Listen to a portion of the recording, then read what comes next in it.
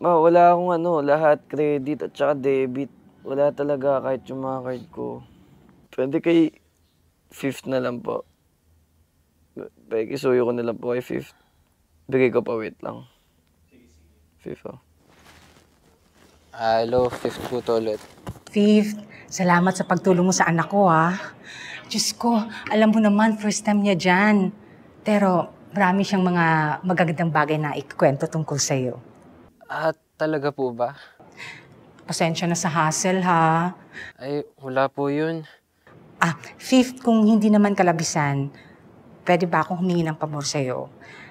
Sa'yo ko na lang ipapadala yung allowance ni Zeke pambayad sa boarding house. Ayoko kasi siyang lumalabas pumupunta ng pera padala, baka na naman maloko. O sige po, gawan ko po ng paraan. Salamat talaga, ha. Hulog ka ng langit. Huwag kang mag-alala, pasosobrahan ko yung papadala sa'yo. Wala naman po. Sige po.